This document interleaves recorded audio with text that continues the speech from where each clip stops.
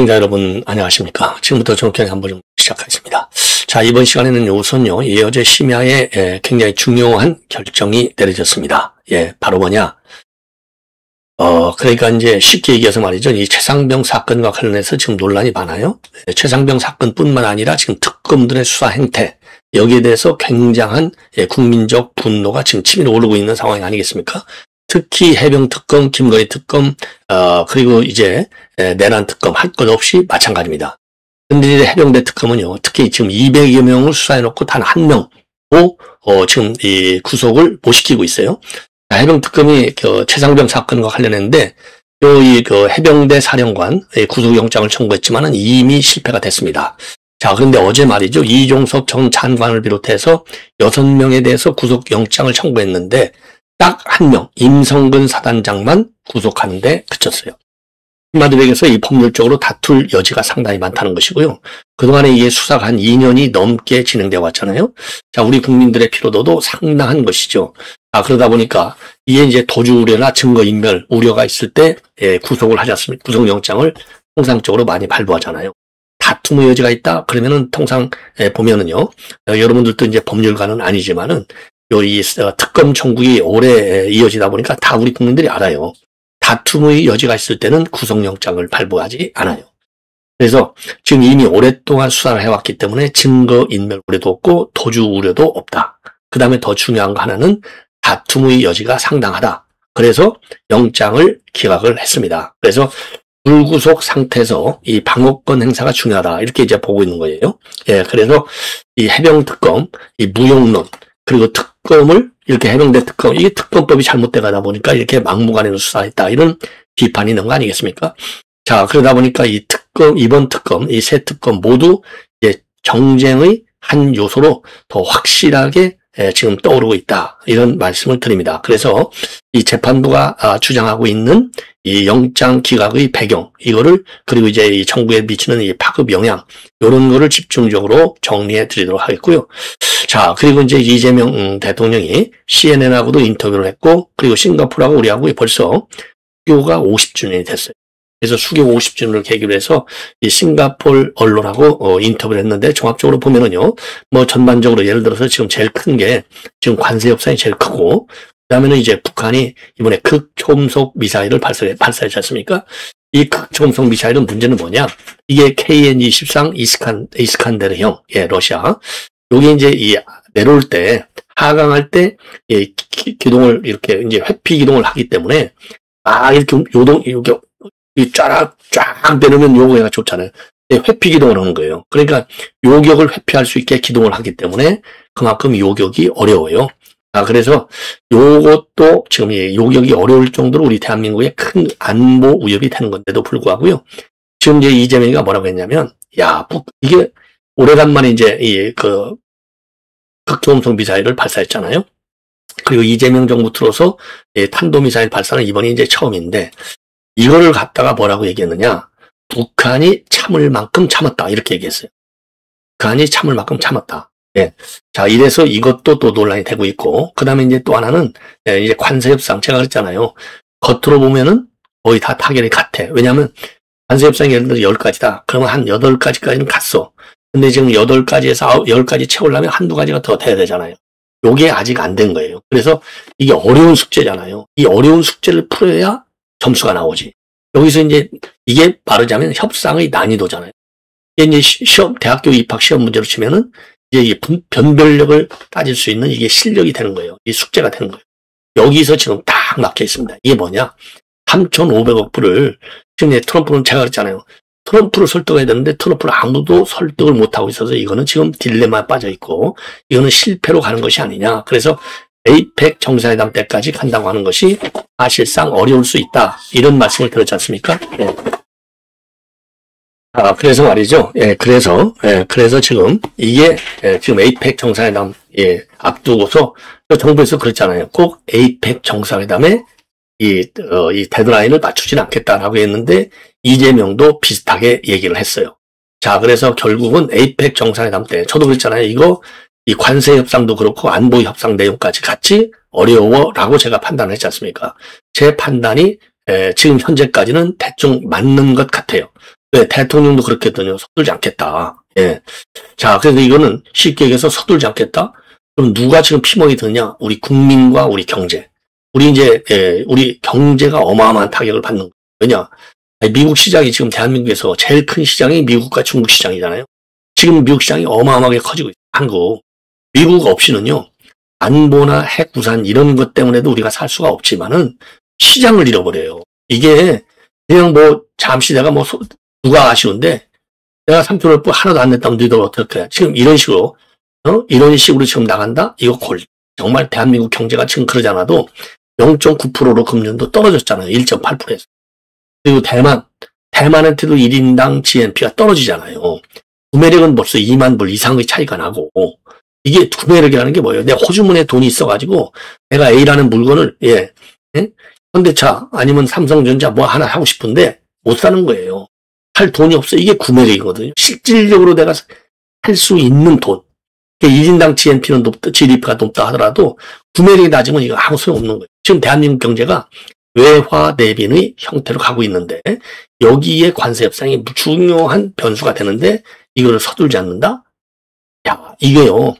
쉽게 얘기하면 내년도 지방선거에까지도 영향을 줄 수 있는 중요한 변수라고 하는 것을 여당이 잘 모르는 것 같아요. 왜? 제가 항상 그랬잖아요. 빌 클린턴이 그래서만 아니라 빌 클린턴이 얘기를 했기 때문에도 더 크게 인구의 회자가 되지만 바보야, 빵이 문제야. 딱 얘기했지 않습니까? 그 빌 클린턴 됐잖아요. 이거 관세 협상 안 돼갖고 내년에 우리 국민이 먹을 빵이 부족하다고 판단하면 그 책임이 어디로 가겠냐. 그래서 여당에서는요. 지금 이제 이 밀당 정도가 아니에요. 트럼프 대통령에게 점수를 좀 따라. 그래서 이번에 무궁화 대훈장을 주고 물론 중요합니다. 국빈 방문 이용을 해주고 물론 중요해요. 왜? 그건 외양 쪽으로도 대접을 정상회담의 최고의 진수는 프로토콜에 있는 거예요. 프로토콜. 오히려 의제보다도 더 중요한 게 프로토콜입니다. 프로토콜만 잘 되면 의제도 쭉쭉쭉쭉 나가 있어요. 아직 자기가 대접받는데. 그러니까 무궁화 대훈장을 주고 국빈 방문을 해주고. 예. 이거는 잘하는 겁니다. 우리가 잘한다는 건 잘해야지. 그러면 그 잘한 그 효과를 발휘해야 될 거 아니야. 그 잘 대접해줬다라고 인정을 받아갖고 관세 협상에서 양보를 받아야 될 거 아니에요. 그러면 일방적으로 지금 트럼프의 협상 내용으로 보면 그리고 다른 국가와의 협상 사례를 보면 그렇게 이제 맨입으로 속된 말로 얘기해서 맨입으로 트럼프 대통령이 우리 협상에 응하겠느냐? 아니옵시다 이겁니다. 그렇기 때문에 일정 부분 양보를 해라. 그래서 지금 여기서 문제가 우리는 200억 불 이상 주기가 어렵다. 이렇게 지금 되어 있는 거고 미국에서는 지금 최소 지금 이게 어떻게 되어 있느냐? 지금 돌아가는 거 보면 미국은 우리는 이제 200억 주기가 어렵다. 그러니까 무슨 소리야? 플러스 알파. 그래서 300억 불 이상을 내놔라. 이 다양한 시나리오들이 지금 얘기들이 나오고 있어요. 예. 그래서 좀 더 적극적으로 말이죠. 예. 다양한 보완 대책을 세워서 이 빨리빨리 진도를 나가야 되겠다. 굉장히 시간이 없다. 이런 말씀을 드리고 싶고, 그 다음에 하나는 말이죠. 예, 그 다음에 하나는, 지금 어제 말이죠. 이진숙, 지금 난리가 났어요. 지금 여당에서도 이진숙이 이거 너무하는 거야. 과유불급이야. 이렇게 해서 이진숙이 과방위원장 내놓을지도 몰라. 이렇게 나오고 있잖아요. 지금 문제가 뭐냐. 이진숙 위원장하고 지금 이제 꽃을 보내달라. 예, 꽃을 보내달라. 이래서 이게 사실이냐 아니냐를 두고 지금 난장판 싸움이 벌어지고 있다. 을 드립니다. 예. 자, 그런데 이게 말이죠. 지금 이진숙 결혼식 날 피감기관들 꽃이 쫙 출립해 있다. 제가 말씀을 드렸지 않습니까? 자, 그래서 더군다나 말이죠. 이 방송 우익 측에서 이진숙 위원장실에서 전화가 왔다. 라고까지 하면, 아니, 전화 받은 사람이 거짓말 하겠어요? 더군다나 이진숙 위원장은 지금 방통위원장이 아니잖아요. 방통위원장이 아니잖아요. 예. 자, 그래서, 절대로, 무리하지 마시기를 바랍니다. 예. 그래서 말이죠. 예.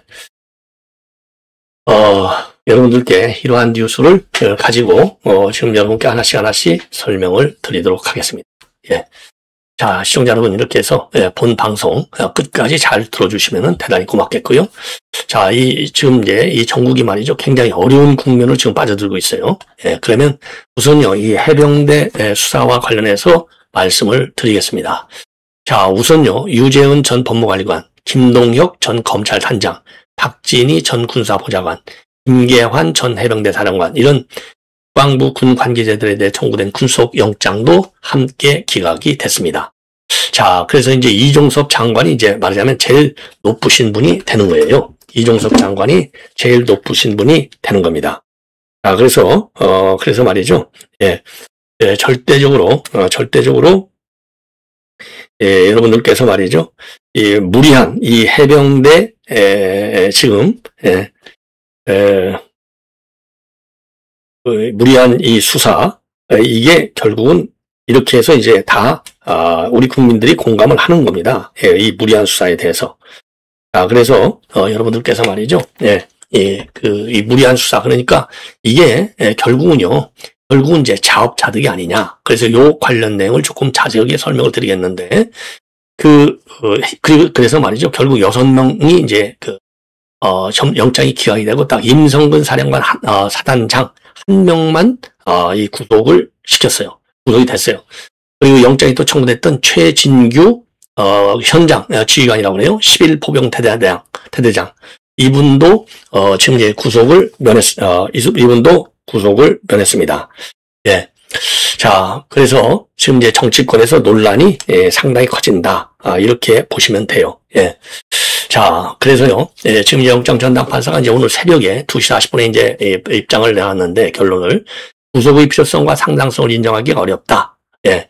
기본적인 사실관계는 어느 정도 소명되지만은 주요 혐의와 관련해서 법리적 측면에서 다툴 여지가 있다. 재판 과정에서 충분한 공방과 심리를 거쳐 책임 유무나 정도를 결정하는 것이 타당해 보인다. 그리고요, 이제 장기간에 걸쳐서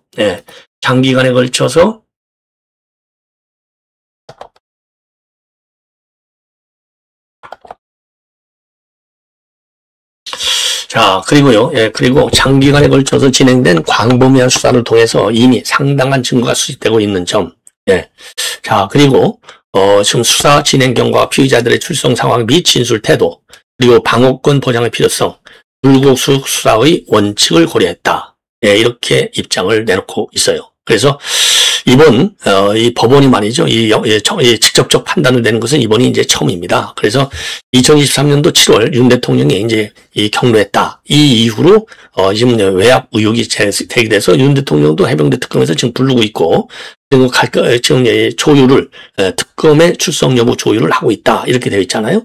여기에도 영향이 되고 있고, 자, 그러면은 설령 조사를 받는다 하더라도 조사를 받을 이유가 없어지는 거나 마찬가지고요.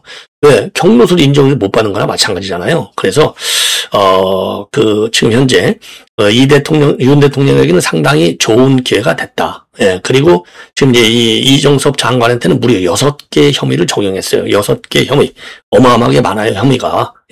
직권남용 공용서류 무료, 허위 공문서 작성 행사, 공무상 비밀 누설, 공전자기록, 이런 위장 및 행사, 오해 위증 6개 혐의를 적용해서 구속영장을 청구했습니다. 자, 이런 것들은요, 이제 불구속 재판을 하는 게 좋겠다. 이렇게 입장을 내놓고 있습니다. 자, 그래서 지금 이제 이 증거인멸은 이제 특검에서는 지금 굉장히 강조를 하고 있는데, 증거인멸이 굉장히 강조를 하고 있는데 법원은 받아들이지 않았습니다. 왜냐하면 2년 넘게 수사를 했는데 무슨 인멸할 증거가 있느냐? 이미 충분히 다 가지고 있다. 그리고 이종섭 장관이 증거인멸을 할 우려는 별로 없다. 이렇게 이제 특검의 입장을 받아들이지 않았어요. 그래서 전반적으로 이 수사, 이게 이제 상당한 동력을 잃게 될 것이다. 그리고 윤 대통령에 대한 조사도 굉장히 차질이 있게 될 것이고, 왜 그러냐면 윤 대통령이 그랬잖아요. 이런 일로 사단장 처벌하면 이게 맞아? 이런 얘기를 했다는 거 아니에요. 이 말 한마디가, 이건 국군 통수권자로서의 입장 지시문이지. 이거를 갖다가 수사 외압으로 본다? 이거는 이해가 어려운 내용이 되겠습니다. 자, 그리고요. 그래서 이제 임성근 전 사단장만 증거인멸로 구속이 됐어요. 그러니까 이제 해병대 특검의 주장을 받아들인 겁니다. 그래서 수중수색을 무리하게 지시했다. 요것이 지금 인정이 된 거고요. 일단 영장 청단 판사에 의해서는. 그리고 작전 통제권이 육군 54단에 이전돼 있는데도 불구하고 다둑반식 수색을 적극 지시한 군 형법상의 명령 위반도 받고 있는 겁니다.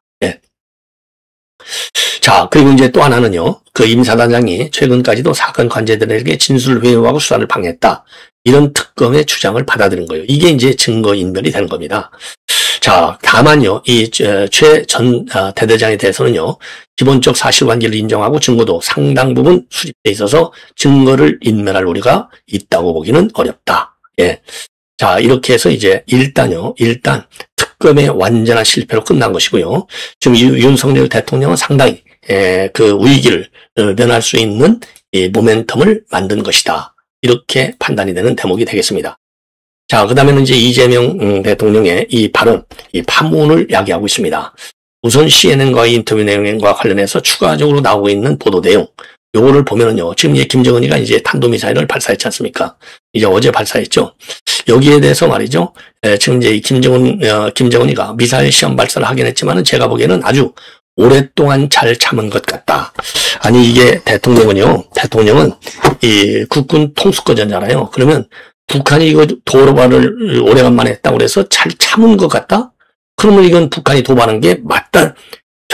도발의 정당성을 인정하는 것이잖아요. 그러면 이 발언이 잘못된 것인지 아니면 사단장을 어떻게 하겠어? 그렇게 그런 거 가지고 구속하면 이 말이 국가 안보적인 측면에서 국군 통수권자의 측면에서 어느 것이 잘못된 것인지 우리가 한번 비교 평가할 필요가 있는 것이 아니냐. 이게 당장 이런 질문이 제기되잖아요. 예.